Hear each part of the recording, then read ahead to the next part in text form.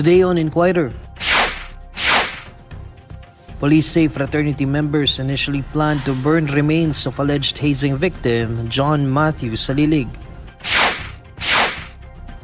Police find witnesses on another possible hazing-related death in Cebu. President Ferdinand Marcos Jr. vows to modernize and improve the country's transport system. And DepEd says it will not suspend classes next week despite the transport strike.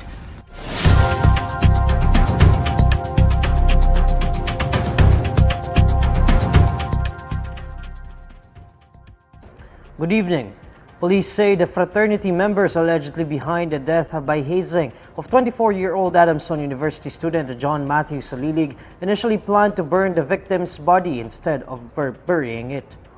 In an interview with ABS-CBN News Channel, Acting Chief of the Binyan City Police Lieutenant Colonel Virgilio Jopia said Salilig's remains were naked when discovered in an open field in Imo City because his fraternity brothers in the Tao Gamma Phi initially intended to burn his body.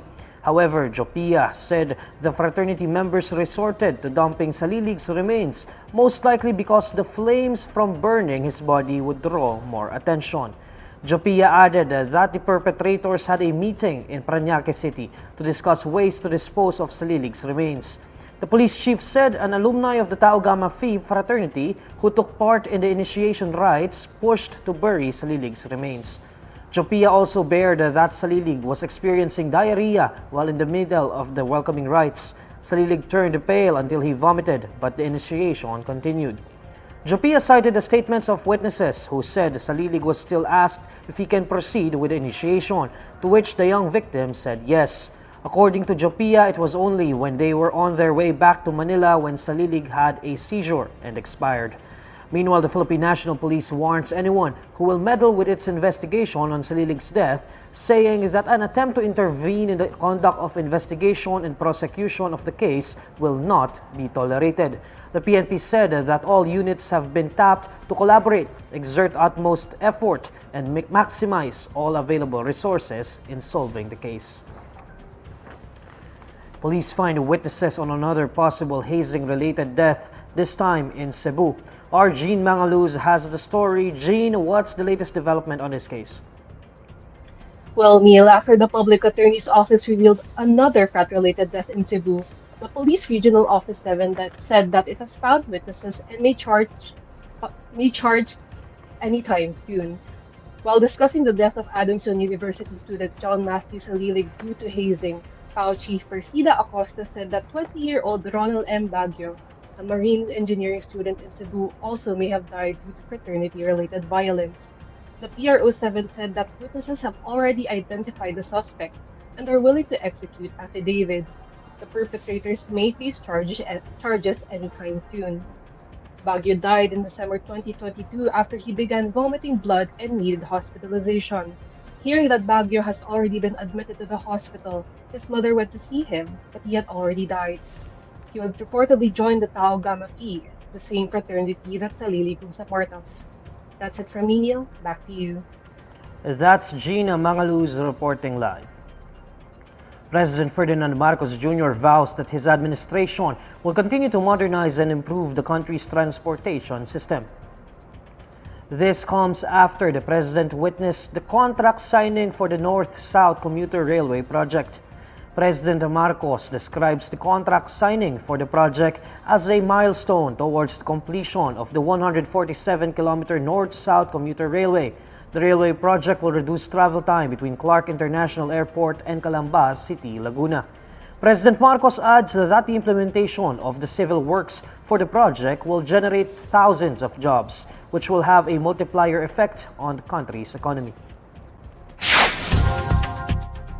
Next on Inquirer Today, DepEd says it will not suspend classes next week despite the transport strike. Defense Secretary Carlito Galvez Jr. says that the Enhanced Defense Cooperation Agreement is not a preparation for war. This is Inquirer Today. We'll be back shortly.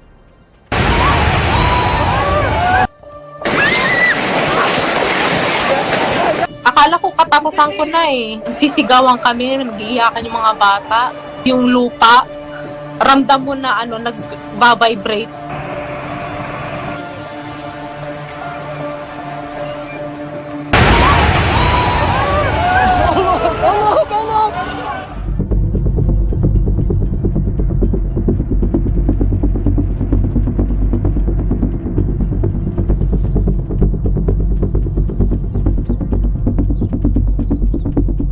Patulog na kami ng asawa ko. Nakaramdam kami ng pagyanig na tuloy-tuloy.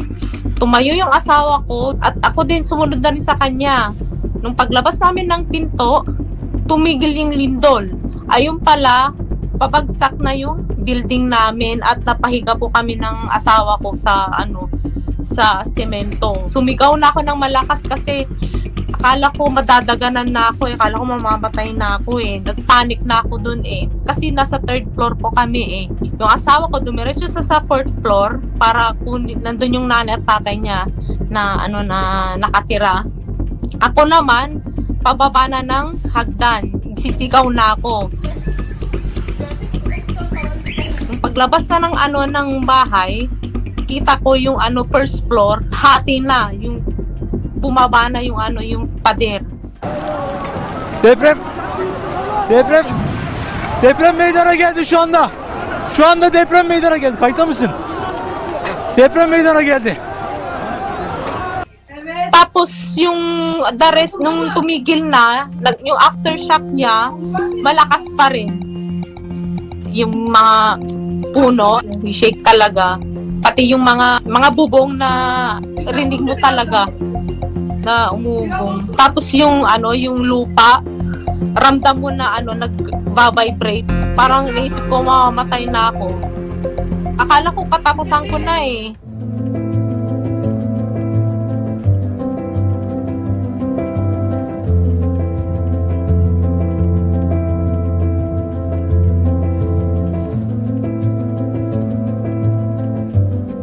Aftershock.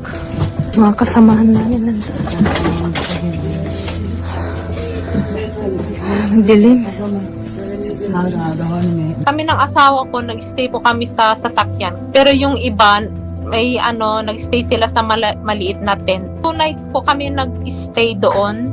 Kasi hindi na namin kaya, sir, yung lamig eh. Walang tulong na dumating. May dala kami ng blanket. Hindi pa rin po sapat. Tsaka tubig. Malinis na tubig na inumin. Tapos heater, sir, at emergency light. Nag-ask sila ng tulong from the government, yung kamag-anak ng asawa ko. Kaso sabi nila after 1 week. Eh di naman pwede yun, sir, kasi may mga bata magkakasakit yun eh. May mga matatanda. Asawa ko nga may sakit eh. Nauubo. Tapos yung gasolina ng sasakyan namin mauubos na.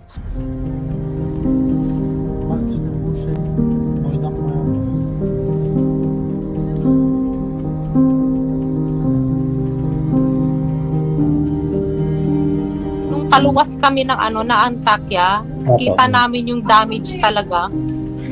At traffic. Kasi lahat gusto nang lumabas eh. Kasi sa downtown namin, maraming building, maraming apartment. Yung mga building wala na po, as in bagsak na. Wala ka ng kahit market, wala ka nang makita.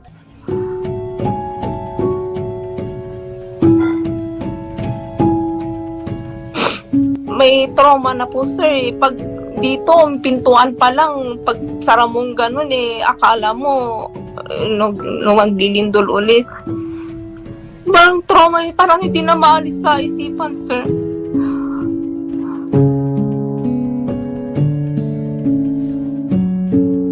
Yung takot ba? Hindi nga ako kami makakain Kasi yung nangyari, nandito pa rin. Hindi maalis. Mayaman ka man, mahirap, o gaano kakaingat, maraming pera o yung sakuna, darating at darating talaga sa buhay mo. Na, yun nga, pray lang ang makakatulong sa atin.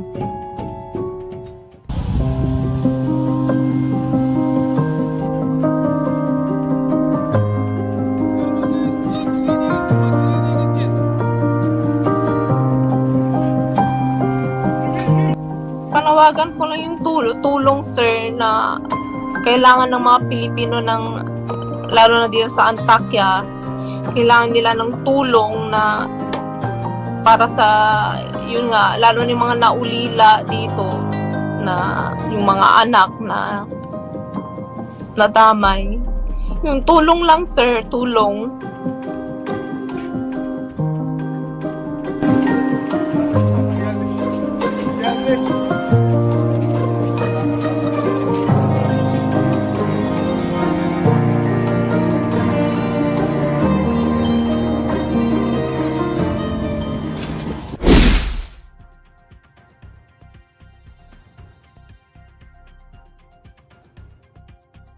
The Department of Education says it will not suspend classes next week despite the transport strike.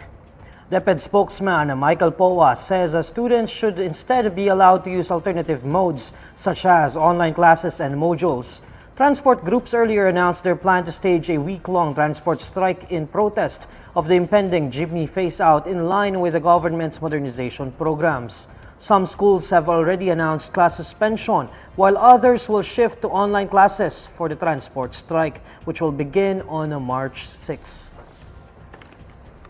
Defense Secretary Carlito Galvez Jr. says that the Enhanced Defense Cooperation Agreement, or Edca, is just for deterrence and not a preparation for war. According to Galvez, projects under Edca and other defense partnerships are not intended for aggression. Galvez's remarks come after some lawmakers and local government executives recently expressed misgivings over the country's agreement with the United States for more Edca sites. Senator INQUIRER.net Marcos questioned Galvez on the locations of agreed Edca sites on Wednesday. She asked Galvez what the country's fight with Taiwan was. Last month, Manila and Washington agreed to 4 new additional Edca sites in the country. The new sites, located in Cagayan, Palawan, Zambales, and Isabela, face Taiwan and China. Galvez also points out that the Edca is part of the country's mutual defense treaty agreements. Signed by 2 parties on August 30, 1951, the MDT states that both countries would support each other if an external party attacks either the Philippines or the United States. Alamin naman natin ang mainit na balita sa mundo ng showbiz kasama si Pauline Del Rosario ng Bandera. Pauline? Hello Neil at sa mga kabandera natin all over the universe. Heto ang latest chika, isang vintage item ang ipapa-auction ni Chito Miranda para sa kabanda at best friend na si Gab Chiki. At yan, ang polo ng yumaong OPM rapper na si Francis Magalona na ginamit sa music video ng Bagsakan. Kung matatandaan, ang Bagsakan ay ang collab song ng bandang Parokya ni Edgar kasama sina Francis M. at Glock 9 na inilabas pa noong 2009. Sabi pa ni Chito sa Facebook, hindi niya inaasahan na mahahanap pa nila ang pangatlong vintage polo. Kwento niya, nagbakasakali lang daw siya na tanungin ang anak ni Francis M. na si Saab, kaya nahanap nila ito. At ang good news pa, pumayag ang misis ng iconic rapper na si Pia na ipasubasta ito bilang pandagdag sa pagpapagamot ni Gab. Kamakailan lang, ibinalita ni Chito na inilipat na sa regular hospital room si Gab matapos makonfine sa ICU. Kasulukuyan pa ring nagpapagaling si Gab dahil sa sakit na lymphoma. At yan ang latest chika natin for today. Thank you, Neil! Salamat, Pauline. These are the stories you need to know today. I'm Neil Mercado. Catch Inquirer Today live weekdays at 6 p.m. Follow INQUIRER.net on Facebook, Twitter, YouTube, TikTok, Instagram, and Reddit. For more stories, visit INQUIRER.net. Good evening.